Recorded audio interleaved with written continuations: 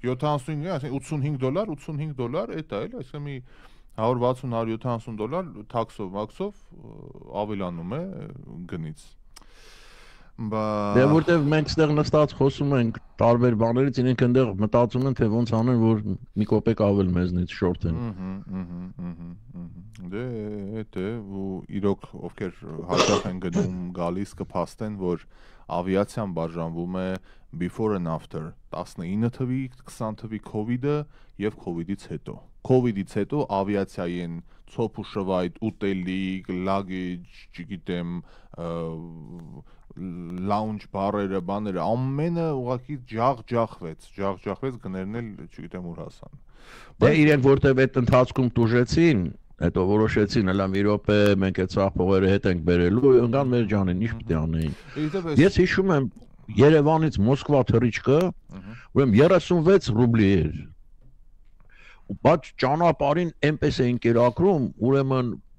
հաբով փլավ, եսիմիջ, որ գնայի ռեստորան Հայաստան, դուրջ եմ ասում, ասենք այդ նույն բանը պատվի էր, մոտավորապես այդքան կլիներ էլի, հա։ Հետո քիչ մնաց մի հատ կոնֆետ, այդ բզլոտնի կոնֆետ։ Բայց այդ արկիրը բաց բերած մոտավորապես այդպես։ Ամենաայլանդակ ուտելիքը, որ ինքնաթիռում երբևէ ելել եմ, այդ Եգիպտոսի ճանապարհին էր Air Cairo-ն, հացը պանիր էր, այդ պանիրը հույս չէր ներշնչում ընդհանրապես եւ բնականաբար մոտ 150 ուղևորի որ բաժանեցին այդ պանիրը, ամբողջ կեսը թունավորվեց։ Հոտա հակագազ էր պետք, պատկերացնես 150 հատ պանիր հաց այդ պոլիէթիլենային տոպրակի մեջ ու բացեցին բոլորը։ Այդ ինչ էր, հակագազ էր։ Գազայի շրջանում էինք անցնում, այդ բուտեբրոդները 150 հատ բան, այնտեղ լրիվ էր, ինչ իսրայելական զորքեր, ինչ կմաքրվեր ուղղակի ամբողջությամբ։ Good morning from Oceanside, մեր լավ ընկերն է գրում, բարև ձեզ հարգելիս, ողջույն, ուրախ ենք, որ միացել եք։ Քանակերն էլ է այստեղ սրտիկներով հանդերձ, Ռիտա Գրիգորյանն է մեզ ուղարկում, Խաչատրյան Սեդան ասում է այո ճիշտ եք, նկատի ունեմ ավիացիայի այս պատմությունը, Մանու Կասաբյանը good morning from Oxnard, Oxnard եղել եք? Չէ։ Oxnard, California։ Oxnard, Փարիզից էր ունենք բարևներ։ Դե վարչապետը այնտեղ է, հուսամ հանդիպենք։ Եկանք լրահոսին եւ այսպես Պարի վարչապետը մասնակցել է մի քանի քննարկումների, մեզ ամենամոտը իհարկե Մակրոն Փաշինյան հանդիպմանը դուանն է, այստեղ անել եմ ինչերից են խոսացել, բայց նաեւ ասենք որ վարչապետը մասնակցել է ազատ մեդիայի եւ ընդհանրապես մեդիա ոլորտում այդ հիբրիդային պատերազմի առնչվող թեմաների քննարկմանը։ Վերնագիրը տեսել ես այդ սիմպոզիումի։ Խոստացի կեսը վերնագիրն է։ Ես այսօր եթերում հազիվ կարդացի խայտարակ է լինելու եթերում։ Վարչապետը մասնակցել է միջազգային Ատյանի ազատ մարդկային հարաբերությունների ես ինչ բանի, ես ինչ լավ է։ Ու այդ ֆրանսերենով են, չի ասի, ու լիվի հլմհլհլա ես ինչ բան գնաց, արդեն լեզու տա փոկում։ Բայց Էտա մասնակցել։ Շելաֆամ։ Դու տեսար բադի դեպքը։ Գանայի նախագահներ էր այնտեղ, ուրեմն նստածա Մակրոնը, մի կողմը նստածա Մայա Սանդուն, մի կողմը նստածա Փաշինյանը եւ Գանայի նախագահը։ Իսկ որ չի բռնում այդ ընդհանրապես այդ տեսարանի հետ, որ լրիվ կապ չունի այս պատմության հետ ու ասենք խոսում են խոսքի ես իհարկե չգիտեմ Գանայում մեդիայի վիճակը ոնց է, բայց ենթադրում եմ էլի ինչ ձևի պիտի լինի այնտեղ խոսքի ազատությունը Գանայում Հա, ու այսպես խոսում է Փաշինյանն ասում է, ես որպես նախկին լրագրող պիտի ասեմ մեր երկիրը, բայց իրոք, ուրեմն 84 տեղից 34-րդ հորիզոնականն ենք խոսքի ազատությամբ լավացել է, էլի դիրքերը։ Ես դրանով չեմ էլ կասկածել, այո։ Եվ տարածաշրջանի ամենաազատ մամուլ եւ խոսքի ազատություն ունեցող երկիրն ենք։ Այդ թեմայի շուրջ շատերը բանավիճում են, ում ապե ձեր խոսքի ազատությունը, Ժորժան, դա ընդհանրապես ցանկացած դեմոկրատական պետության հենքն է։ Ավելի լավ է 1000 հոգի թոկեսնել այլանդակ այս մասնագիտությունը պղծողներ լինեն, բայց ազատ լինի։ Քանց թե լինի բան, այդ ոնց են ասում, մի աբևեր, բոլոր ալիքներից ու ռադիոներից մի բովանդակություն հնչի, այլախոհություն չլինի, լրագրողները պատզեզների դեմը տան սպանեն։ Որն է ավելի ընդունում բան։ Ես կասեմ ավելին, Ամերիկան, որ այսօրվա օրով Ամերիկայի առաջի պայմանը այդ խոսքի ազատությունն է, որ համեմատաբար ամենալավ Ամերիկայում է պահպանվում համեմատած մյուս երկրների հետ, մինչև վերջերս գոնե հիմա մի փոքր կարծես այդ բանի վրա Սա անգամ շատ հարազատ մարդիկ ունեն, որ մենք այդ է ձեր խոսքի ազատությունը տենում մենք ինչեր են անում։ Այո, շատերը պղծում են այս բնագավառը իրանց անմարդկայնությամբ, իրանց անգրագիտությամբ եւ մնացած բոլոր բացասական երևույթներով։ Բայց լավ է 1000 հոգի խոսի, դուք ընտրեք ու գտնեք, ամեն մարդ կարող է գտնել, հա, այդ ներքին բանը ունի, այդ զգայականը, որն է, ով է ճիշտ, ով է խաբեբա, ով է սուտասան եւ այլն գտնի, քան թե մի ռուպրից նույն բանը, օրինակ Ռուսաստանի օրինակը, հա, վերցրեք, ֆեդերալ ալիքները Ռուսաստան, այնտեղ այլախոհություն չկա։ Որ ալիքներն եկար, մի հատ էխո Մոսկվա կար, Ալեքսանդր Վենեդիկտովը լարեցին, ալիքը փակեցին մի քանի ժամվա մեջ, դոժձը փախավ այդ բանից, մի քանի լրագրողի պարզապես տվեցին սպանեցին։ Որն է ձեզ համար ավելի ընդունելի այս բaragայում։ Սպինոզան ասում է ազատությունը ոչ թե նվեր է, այլ բեռ։ Կապեսվան, հա, այ որ պիտի կարողանաս տանել, էլի։ Իհարկե իր հետ բերում ալիքը խնդիրներ, հենց այդ է, բայց պիտի կարողանաս տանել այդ ամեն ինչը, եթե ուզում ես արժանանալ ազատության։ Եվ երկրորդը իմ համեստ կարծիքով մենք այս 30 տարվա ոչ ազատ, ոչ ժողովրդավար բերի արդյունքում ենք այսօրը նաև Ես որ չենք տարանջատում ընտրությունը որն է, պատգամավորը ինչ ձև պիտի լինի, դատախազը ինչ բան է, դպրոցի տնօրենը չկրի տանի տուն, սա այդ ամեն ինչը դա ժառանգությունն է, որ չեն կարողանում։ Բացի դրանից, ախր մենք մեր բարոյական էսթետիկան ենք կորցրել, էլի, այսինքն շատ բաներ, որ անբարոյական է, մեզ համար սովորական էր դարձել։ Մի րոպե հետո ոնց թե մի րոպե, այսինքն այդ ընտրակեղծիկ եւ այլն կաշառք վերցնելը բոլորը օրինաչափ կարծես բաներ էին, այսինքն շատ անբարոյականացած էր հասարակությունը։ Ոչ մեկը չէր զարմանում, ոչ կաշառակերության համար, ոչ գողացան համար, ոչ ազատ խոսքի բացական, կարծես այդպես էլ պիտի լինի, դա նշանակում է, որ բարոյական դեգրադացիա է դա։ Մեկ էլ հետո քիչ Հայաստանի դեպքում ոնց որ եղավ, մեկ էլ տեսնում են մի րոպեն համը սկսում է զգալ դրա, մի րոպե, հա, ու մինչև տեսնենք ուր կգնանք, էլի։ Տեսնենք ուր կգնանք։ Ես ուրեմն Բայց այդ իմաստով մենք որ հասել ենք մեծ հաջողություններ, ես ասում եմ ամբողջ բանով, էլի, լրջությամբ եւ մի օրվա մտածած չեմ ասում, իսկապես մենք դեմոկրատիայի հարցում Հայաստանի Հանրապետությունը եւ հասարակությունը մեծ քայլ առաջ է արել։ Դրանում կասկած չկա։ Դարքիր է։ Երեսայյան պալատում տեղի ունեցավ Հայաստանի Հանրապետության վարչապետի հանդիպումը Ֆրանսիայի նախագահ Էմանուել Մակրոնի հետ։ Բրեջիտ Մակրոնը տեսակ ոնց թուշը պատճեց Փաշինյանի կադրում։ Շրեղ։ Անար, մի հատ այդ ինչ խածեց, պատճելը որն է։ Շատ։ Այդ արկերա չէ, Մակրոնին ապտակում է, Փաշինյանին պատճում է։ Դե աշխարհի բանն է տենց։ Բայց այդ ֆրանսիական օպերատորները այնքան խոշոր կադրով տվեցին այդ բանը, ես չէի սպասում։ Որովհետեւ ասենց ոնց է ֆրանսիական համբույր ունի, չէ՞ մի ասենց շատ չլմփոց կար, բայց լմփոց էդ այսպես է եկավ։ Զրուցակիցները քննարկել, չէ։ Ստից են պաչիկները ֆրանսիական։ Մելանիա Տրամպի պաչիկները տեսել եք, ասենց օթի մեջ, որ չկպնի, Տրամպը կսպանի, մի հատ կպավ, ասենց օթի մեջ մի հատ այն ձևակ։ Հետո ընդ ուրիշ բան կա, այդ մաքիաժում են վրան, բան մի հատ կպնեց ուրիշ բանա դառնալու չփոկվի ընկնի հիմա էլ։ Gadget happy բան։ Ինչ իմանամ, դա։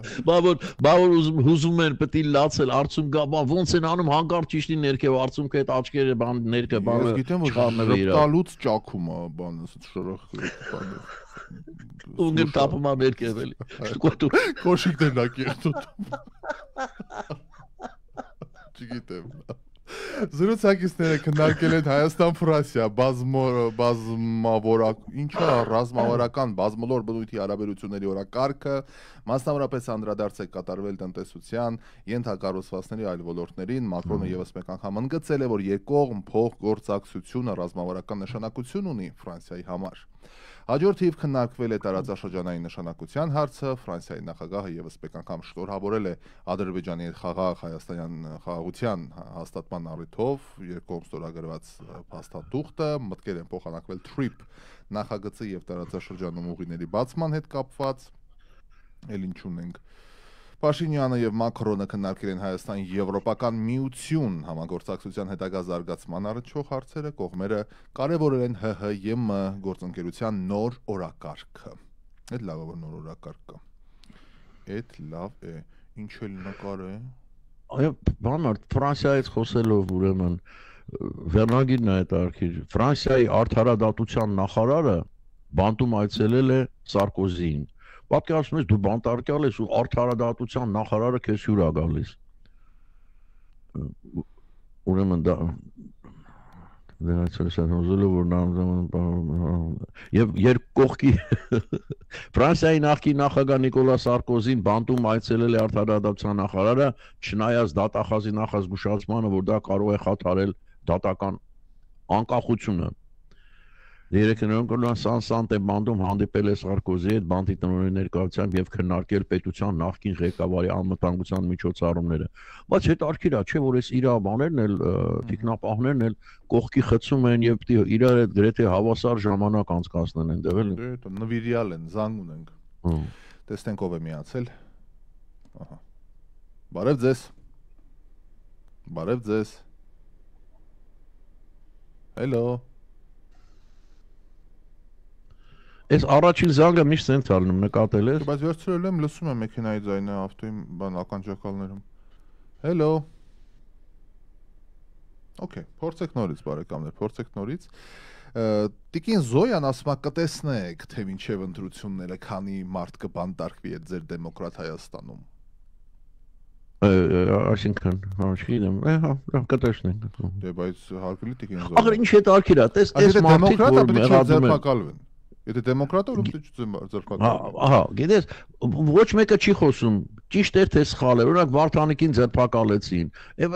Փաստեր ախր կան ենք, այդ մասի ոչ ոք չի խոսում։ Ուղղակի, հա, տես ձերբակալեցին, կամ այդ տեր հայրերը, որ ավել պակաս խոսում էին իրենց գլխներից վերև։ Տեսանյութ տարածվեց նախկին վարչապետ Հովիկ Աբրահամյանի դատավարության հետ կապված, լրագրողներից մեկը հարցնում է, ասում է դուք մեղադրում եք փողերի լվացման մեջ, ասում է ինչի փողերը լվանալ կլինի։ Դարքիր մարդիկ են, էլի։ Okay, Սոնա Անոյան, Ռաֆայել ջան, Դերեդիկ ջան, ջերմ բարևներ Բելգիայից, բարև ձեզ հարգելիս ողջույն։ Շատ դրական եւ հումորով եք, Շուշանիկ Հովանեսյանն է ասում, դե մի քիչ ժպտանք էլի ռոճա մեր քաղաքական լրահոսը այնքան ծանր է, ջերմ։ Հա, մեկ գիտես ինչ, դες օրինակ մեկ մեկնաբանությունները որ նայում ես, մի մասը այս թեթև ձևաչափին ավելի կողմ է, ոմանք էլ ինչների վրա եք ծիծաղում կամ ինչի եք այս բանանում, պետք է ամեն ինչ են մռայլ, լուրջ։ Հայաստանի կառավարության հայտարարությունով այս երկու րոպեից ավել չես կարողանում լսել։ Դե դրա համար էլ է։ Գնանք առաջ, այսօր Հայաստան են ժամանել շատ հետարքիր բարձրաստիճան պաշտոնյաներ, ովքեր մեդիա ոլորտն են ուսումնասիրում, դերին եկել են մեր ոլորտը ուսումնասիրեն, ուրեմն Եվրոպական հանձնաժողովի համատեղ բարձրաստիճան պատվիրակության ներկայացուցիչները Երևանում են ընդլայնման եւ արևելյան հարևանության գլխավոր տնօրինության, արևելյան հանրապետության եւ հարատեվության պատվիրակության կազմում ուսումնասիրում են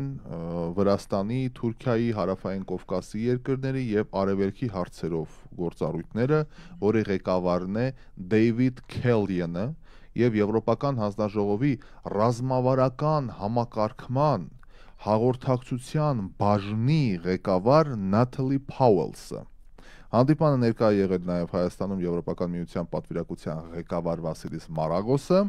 եւ Հայաստանի Հանրապետության ռադիոհեռուստատեսության հանձնաժողովի նախագահը պարոն Հակոբյանը, Տիգրան Հակոբյանը։ Տիգրան Հակոբյանը ներկայացրել է հանձնաժողովի աշխատանքները եւ հրատապ լուծում պահանջել խնդիրների, մասնավորապես օրենսդրական փոփոխությունների անհրաժեշտության, տեղեկատվական անվտանգության, ինչպես նաեւ Հայաստանի մեդիա համակարգի արդի հարցերի ու մարտահրավերների շուրջ։ ՀՌՀ նախագահը հավելել է, որ հասարակության վստահությունը կարգավորող մարմնի հանդեպ առանցքային նշանակություն ունի հանձնաժողովի գործունեության արդյունավետության համար։ Դե, հա, ունենց առանձնապես մեզ բան չասեց, բայց մեդիայի խնդիրը Հայաստանում եղել է, մնում է ու կարծում դեռ երկար կմնա բանը։ Շուկան, գովազդային շուկան, արդար չափիչ սարքերը, որոնց դեմ պայքարում են, որովհետև այդ ռեյտինգները ոնց են գնում, ով է գնում, ոնց հիմա շատ ակտիվ պայքար է գնում, հիմա հնդիկների հետ մեծ պայմանագրեր են կնքում, Հնդկաստանն է գալու մեր ռեյտինգները չափի։ Մենք չենք կարում ասում չափենք։ Okay, տեսնենք ուր են գնալու, ինչա լինելու։ Հետաքրքիր է, չէ, այդ պահը։ Իրոք, որտեվ այդ ռեյտինգները չափելը բավական բարդ տեխնիկական բաներ է ուզում, էլի, եւ բավական թանկ է, այստեղ էլ հիմա եթե ուզում ես որ ռեյտինգները հնարավորինս ճշգրիտ չափեն, ամսական բավական մեծ գումար է, հիմա թեւը չգիտեմ, բայց բավական մեծ գումար է։ Բայց կարծում եմ փոքր հեռուստատեսությունների համար պիտի որոշակի պետական աջակցություն լինի։ Ես մեր հեռուստատեսությունից գիտեմ, ես գիտեմ, որ մենք մեծ գումար ենք վճարում, որ մենք տեսնենք, թե իրենք ցույց են տալիս րոպե, թե որ հաղորդումը ինչ ռեյտինգ ունի, ինչքան է նայվել մեր բանի կողմից, հա։ Որը բիզնեսի համար շատ կարևոր է, դու պատկերը ունես արդեն, թե ինչ է կատարում, ասենք ժողովուրդը որ մասն է ավելի դուր գալիս եւ որը անհետաքրքիր է, ստանում էլ աշխատես, առանց դրա ոնց որ կուրորեն աշխատես, էլի, չգիտես ինչ ես անում։ Հասկանալի է, բայց հիմա այստեղ շատ չգիտեմ ոնց է չափում եւ այլն, բայց այստեղ որպես հեռուստատեսության տնօրեն հաճախ եմ գնում, մասնակցում եմ այդ իրանց ժողովներին եւ այլն, այստեղ շատ բան հիմա ի գործը չեմ կարող ասել, հա, որ ուրիշ բաներ չստացվի, բայց ոնց է եղել այս տարիների ընթացքում ռեյտինգները, ոնց են չափել եւ ոնց են ներկայացրել եւ այդ միջազգային խոշոր խաղացողներին ոնց են տեղավորել համապատասխան սփաթների մեջ, դա շատ լուրջ հարց է, որը պատասխան չունի մինչեւ այսօր։ Ու այն գումարները, որ մենք ենք վճարում, հիմա հույս ունենք, որ ինչ որ նոր հնարավորություններ կբացվի։ Կարևոր է այն բիզնեսների համար, որ իրենք ուզում են advertise անել, իրենք նայում են, այս ալիքը այս ժամին այսքան ռեյտինգ ունի, այս ալիքը այսքան, եւ իրենք կողմնորոշում են, թե որտեղ դնեն, ինչ անեն, ստեղից էլ գինն է գալիս նաեւ ինչքան են իրենց բանանում նայած այդ ամեն ինչի, էլի։ Լավ, բայց Ամերիկայում ճգնաժամը շարունակվում է, շատդաունը շարունակվում է, շատ հանգիստ, երեք բոլոր այդ բաները խոսում էին, որ հիմա փոխանակ տեսեք ինչքան կարևոր է դարձել այս ուրեմն բանի հարցը էլի սննդի օգնության հարցը ամբողջ Ամերիկայում է ոնց էր կոչվում SAP-ը կարծեմ, հա, որ փոխանակ քվեարկեին դուրս գալու համար բանից շատդաունից դուրս գալու որոշեցին այդ հանդիպումը նվիրել նրան, թե ոնց են այս հարցը լուծելու, որ այդ մարդիկ ովքեր կարիք ունեն այդ սննդի օգնության, կարողանան այդ դրամները ստանալ։ Բայց առայժմ ոչ մի բան չկա, կոնկրետ բան չկա, շատ հավանաբար այս եկող ամիս չեն ստանա, բայց այդ ընթացքում միգուցե եւ բան կլինի, արդեն կվերականգնեն, բայց մի բան ասեմ ձեզ սիրելիներ, ով որ ստանում է դրանից, որ չստացակ էլ չէ հաջորդ ամիս, մեկը երբ որ վերականգնեն, ձեզ այդ ամսվա փոխարենել կվճարեն, այնպես որ բոլոր դեպքերում սա ժամանակավոր է, վճարումը կստանաք, միգուցե մի քիչ ուշ, բայց կստանաք։ Եվ մի անգամ էլ ասեմ նրանց համար, ովքեր չգիտեն,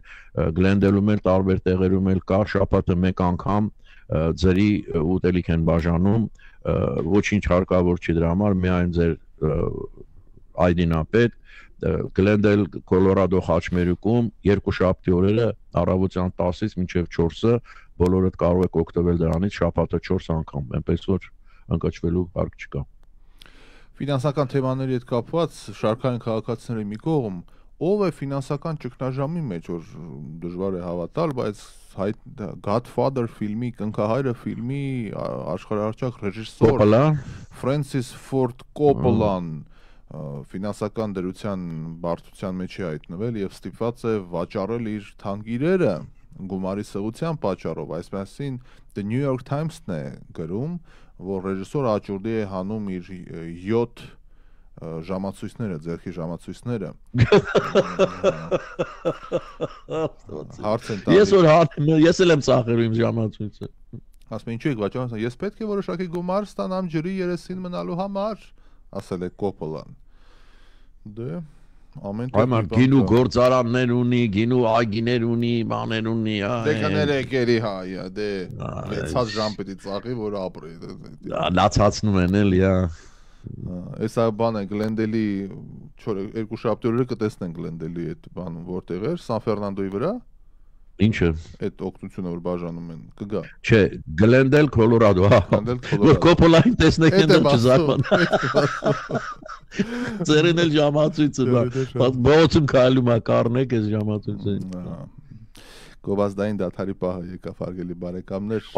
Որ վերադառնանք, ուրեմն Թրամփից եմ խոսելու, իմ կարծիքով իսկապես մի հանճարեղ հայտարարություն է, 3 երթի առաջիորներ, չգիտեմ, որ կարող է փոխել ամբողջ աշխարհի քաղաքականության պատմությունը, մեկ ֆրազով։ Վերադառնանք այդ մասին խոսենք։ 7 րոպե հարգելի բարեկամներ, տանք մեր հարգարժան գործընկերներին, որոնց շնորհիվ հեռարձակումն է հնարավոր եւ գործունեությունը, ուստի մեր գովազդային 7 րոպեները վերադառնանք եւ շարունակենք։ Ահա եւ մենք հարգելի բարեկամներ, ողջույն եւս մեկ անգամ դեմ դիմաց հանդիպումն է ուղիղ եթերում, մեր գործընկերներին ասացինք շնորհակալություն մեզ հետ լինելու համար, իսկ հիմա Դերենիկի ասած մեկ տողով ինչ որ սենսացիոն բան է ասվել, սենսացիոն, հա։ Հասկանանք։ Խնդրում եմ ուշադիր լսեք, տեսեք ինչ է ասել 3 երթի առաջիորներ պարոն Թրամփը։ Ուրեմն մաքսատուրքերը եւ առևտուրը դարձել են պատերազմներին վերջ դնելու հիմնական գործիքներ։ Դոնալդ Թրամփը։ Տեսեք ինչ հետաքրքիր բան է ասում։ Ես հիշում եմ սկզբից որ ինքը ամեն ինչը բարձրացնում են մաքսատուրքերի, ինչ ասում եմ, մարդ ասում ես ինչ անում, ինչքան կարելի է։ Հիմա փաստորեն սրանով ինչ է ուզում ասել ինքը։ Մի կողմ թողնենք, ճիշտ է, սխալ է, լավ է, վատ է, բայց ինչ է ուզում ասել։ Ուզում ասել, օրինակ, փոխանակ նավ ուղարկենք այսինչ երկրի մոտ, մի երկու հատ կրակենք, որ իրանց վախեցնենք, որ համաձայնության գանք, ավելավոր մաքսատուրքերի իջացնենք, բարձրացնենք, մինչև համաձայնության գանք։ Այո, առևտուր անել է։ Սա իմ կարծիքով նոր խոսք է ամբողջ համաշխարհային արտաքին քաղաքականության սկզբունքների համար։ Սա մի ամբողջ նոր սկզբունք է։ Արտասահման բան, այո։ Նոր մոտեցում է կարծես ձևավորվում, նոր մոտեցում է։ Լրիվ։ Եվ ինքը այս փաստորեն մինչև հիմա սոֆար ինքը կարողանում է այս բարձ ֆորմուլան աշխատացնել։ Աշխատում առայժմ։ Հիմա չգիտեմ հետո վաղ միսօր ինչ կլինի, բայց սա բոլորովին նոր մոտեցում է։ Էլ ինչ տանկեր, էլ ինչ եսի մինչեր են տանում, սուզանավեր են տանում, որ նրանք վախենան, սրանք փորձարկում են, որ նրանք վախենան, մաքսատուրքերով ավելի քիչ արուն է թափվում, ավելի քիչ բան է լինում։ Շատ հետաքրքիր գաղափար է, շատ հետաքրքիր։ Վերջնական արդյունքը ինչպեսին կլինի, հա, սպասում ենք։ Այդ եմ ասում, so far so good, մինչև հիմա կարծես թե իր արդյունքը տալիս է, որ մեզ մեղադրում են խցանումներ առաջացնելու մեջ։ Ժիլբերտը ասում է, բարև ձեզ, իսկ դուք գիտեք խցանման պատճառ եք դառնում, կամ անցենք վարում, որ մինչև վերջ լսենք ձեզ, ասում է Ժիլբերը, դե ինչ ասենք ընկերներ, լավ է հետաքրքիր մոտեցում էր։ Մենք մի քիչ դանդաղ ավելի որ խոսենք, հավանաբար խցանումները ավելի պակաս կլինեն, պես կանենք մենք։ Ամեն մի ժամացույցը կես միլիոն արժե, Խաչիկ Դեմիրճյանը ասում է Կոպոլայի։ Տոնը լավն է, ինչ եք խոսում, այմար կես միլիոնից պակա է, հա դե պարծա որ $100-անոց չի ժամացույցները։ Մենք էլ մի հատ աշխատանքային ընկերուհի ունենք, որ հավաքում է ժամացույցներից, մտել էին տունը, թալանել էին, սաղ տարել էին ժամացույց։ Դիմացող մարդ է տարի աչքիս։ Բայց հետարքիր է, բա այստեղ մի փաստ, իհարկե, այստեղ մի բան կա հետարքիր, ուրեմն այդ թանկ ժամացույցները ունեն իրենց անձնագրերը, որը փաստում է իրենց բան լինելը, օրինական լինելը, այդ փաստաթղթերը ուրիշ տեղ ա եղել, այդքան պահել է, բայց երկրորդ անգամ էլ են մտել, որ այդ փաստաթղթերը տանեն, բայց չեն կարողացել, չեն գտել։ Լավ էլի, հա։ Բայց մենք առանց փաստաթղթերի էլի շատ պակասում ագին։ Հա, էլի կծախես, բայց այն չի, էլի փաստաթղթով լրիվ ուրիշ է։ Դա։ Այստեղ ասում են սա նոր տեսակի սառը պատերազմ է, Մադլեն Աբրահամյանն է ասում։ Այո, ճիշտ է ասում, տիկին Մադլենը կամ օրիոր չգիտեմ, այո, համաձայն եմ լրիվ։ Ժիլբերտը ասում է՝ մի նեղացեք, լավ իմաստով եմ ասի, հարգելիս, մենք հենց տենտպես էլ դիտարկեցինք, չենք նեղանում։ Եվ գնահատեցինք ձեր հումորը։ Շնորհակալ ենք, այո, աշխատում ենք ձեզ համար։ Եվ մի հատ տեսնենք մեր քաղաքական լրահոսում ինչ կա, մի հատ թարմացնենք։ Թրամփը իդեպ հանդիպեց բանի հետ, Սիցիպինի հետ հանդիպեց, համաձայնության են եկել մի շարք կարևոր հարցերի շուրջ, այդ թվում հազվագյուտ մետաղների, սոյայի գնման եւ ֆենտանիլի հետ կապված մաքսատուրքերի նվազեցման, ուրեմն մենք հիանալի հանդիպում ունեցանք C-ի հետ եւ շատ կարևոր կետերի շուրջ համաձայնության կենկանք, առևտուր, մաքսատուրքեր, հազվագյուտ մետաղներ, ասել է Թրամփը։ Սպիտակ տան ղեկավարը տեղեկացրել է, որ 10%-ով կնվազեցնի Չինաստանի նկատմամբ մաքսատուրքերը, Պեկինն էլ կվերսկսի Միացյալ Նահանգներից սոյայի մեծ քանակությամբ գնումները, որոնք դադարեցվել էին մայիսին ամերիկյան մաքսատուրքերի ի պատասխան։ Թրամփը հավելել է, որ համաձայնություն է ձեռք բերել նաև Չինաստանի կողմից հազվագյուտ մետաղների արտահանման սահմանափակումը վերջացնելու համար։ Միացյալ Նահանգների խոսքով, նախագահի խոսքով քննարկել են նաև Ուկրաինայում ընթացող պատերազմի եւ Սիցիպինի պատրաստակամությունը հայտնել օգնել հարցի կարգավորման գործում։ Շատ լավ։ Շատ լավ։ Մենք լինենք ճուզողը։ Հաստատ։ Այսօր ընկերներ, հայ մեծանուն բանաստեղծ, արձակագիր, մշակութային հասարակական գործիչ Ավետիք Իսահակյանի ծննդյան 150-ամյակն է։ Եվ այդ կապակցությամբ Պանթեոն են գնացել մի շարք մտավորականներ, Ավետիք Իսահակյանի ընտանիքի անդամները, Իսահակյան տուն թանգարանի տնօրեն Արմինուհի Ավետիսյանը, Իսահակյանի թոռնիկը Ավիկ Իսահակյանը, Գրողների միության նախագահ, մի շարք մտավորականներ այցելել են, ծաղիկներ են խոնարհել վարպետի հիշատակին, միջոցառմանը նախորդել է նաև Քայլերթ, որին մասնակցել են Իսահակյանի տուն թանգարանի տնօրենը, աշխատակիցները, ԵՊՀ հայ բանասիրության ֆակուլտետի ուսանողները, Իսահակյանի անվան թիվ 16 դպրոցի աշակերտները, ժառանգության սիրահարները։ Այդ որ ասում է մի շարք ինչ մտավորականներ ոնց են որոշում այդ մտավորականը թե ոչ այդ այցելողն էլի ասենք այդ հարցերը ինձ դժվար գալի ուղղել ես չպատասխան չգիտեմ բայց ես մտավորականներ կարող է այդ մեկն էլ բոլորը մտավորական չի ուղղակի ոնց կորոշես ով է որոշում չգիտես բայց այս տուն թանգարանի հետ կապված մի քանի օր առաջ բան տեղի ունեցավ մեր բարեկամներից մեկի 4 տարեկան երեխային տարել էին թանգարան, դե, օքեյ, լավ են արել, բայց պարզվեց տարել են Շարլ Ազնավուրի տուն թանգարան։ Հիմա հարց, 5 տարեկան երեխան Շարլ Ազնավուրի տուն թանգարանում ինչ պիտի տեսնի։ Չգիտեմ, այնտեղ ինչ կա, ես չեմ եղել։ Բան չկա մեծ հաշվով եւ այսինքն ուրիշ բան որ տան ինչ որ պատկերացնում, պատկերասրահն էլ է բար, բայց այնպեսի մի բան, ինչ որ գեղագիտական, ինչ որ նկարներ տեսնի գույնը, որտեղ 4-5 տարեկան երեխան Շարլ Ազնավուրի տուն թանգարանից ինչ պիտի ստանա։ Չգիտեմ։ Ոչ ոք չգիտի, ծնողներն էլ էին զարմացել, ծրագիր մանկապարտեզի այդ բանի ավելի նախակրթարանի, բան, կազմակերպել էին տանենք երեխեքին թանգարան, որ Մաշտոցի մոտ տարեք կամ ինչ որ Մատնյադարան տարեք կամ ինչ որ նարեկացում նայելու բան գոնե լինի, ինչ որ դիտելու գույներ, Սարյան, ինչ որ Մինաս, մի բան,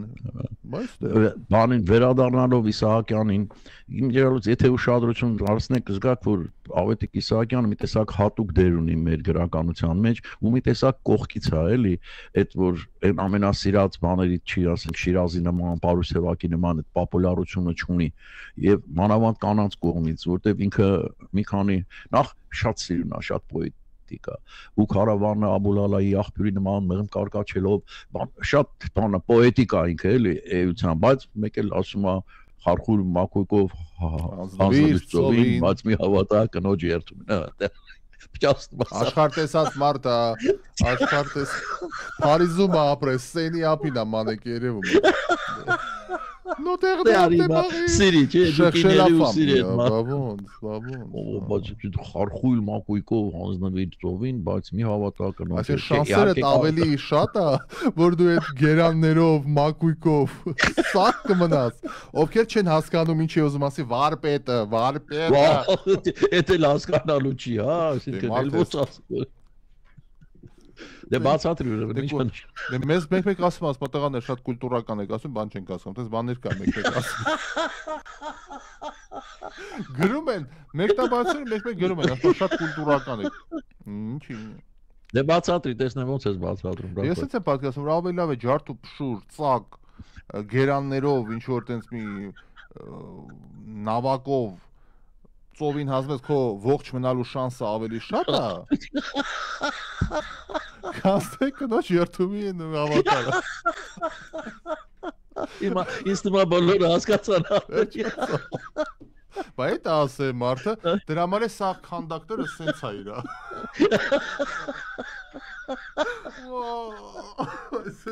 Սաղ կյանքը, մակույկ Եսի Սիլվա Կապուտիկան Խարխուլ է որ ձերս տալի շարժվում ասեց պատկերացի չէ որ ճռճռալով ու պետք է մի բանով էլ ջուրը անընդհատ մեջից թափես որ բան չլինի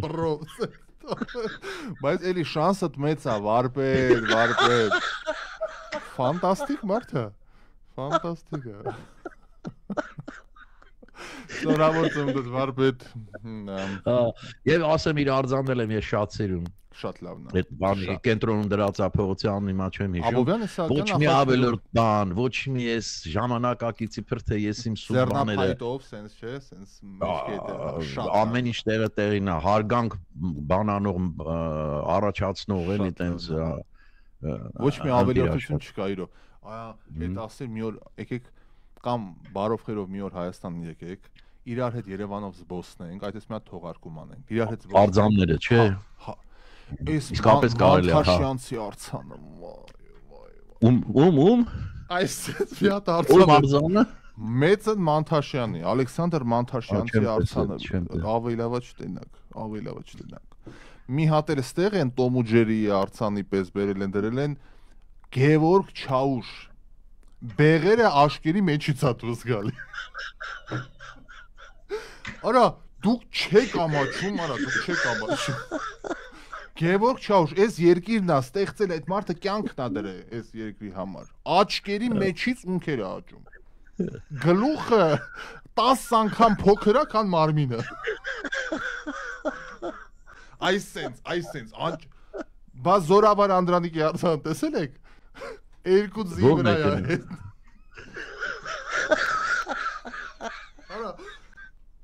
Ես գիտեմ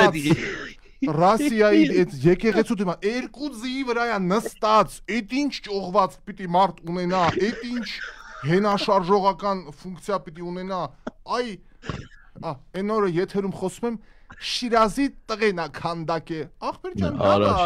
հա ամենայն հարգանքով, մենք չենք ասում ոչ մի բան, բայց այդ անելու բան, հա Մեկն ու մեկը անցեք մի հատ Եվրոպայիք խոսում, Ամերիկայիք ապրում, դուք տենց բան կտեսնեք Ֆիզիկապես մարդը չի կարող ուրիշ բան զորրո կինոն են տեսել որ կանգնի երկու ձիի վրա կարող է կանգնի բայց որ հեծնի նստի մի անգամից այտենց ճողված չկա այտենց չափեր գոյություն չունեն Ես գիտեմ այդ պատմությունը ոնց է եղել ինքը մի հատ արդեն ձի քանդակած ունեցել է ասել է պետք Թո ձերը բռնածը նստեց կողքից Նստի անպայման երկուսի վրա Եվ դրա բացատրությունը մոտավորապես գիտես չէ ինչ կլինի Դուք չեք հասկանում Սա բնորոշում է նրա հոգու եւ համարձակության այնպիսի մի բան որ երկու ձին բավարար չէ բան sense մի բան Երկու ձիերի տակնել ձիու չափ ձիու համապատասխան օրգաններն են քանդակե ներքևից նայում ես օրգաններ ամենակ Էտա սրանց Անդրանիկի երեսից մեծ են, չէ՞։ Թուրը թրից են մեծ։ Թուր կեցակին։ Վերջ, գնացինք, կանջատեն էսա։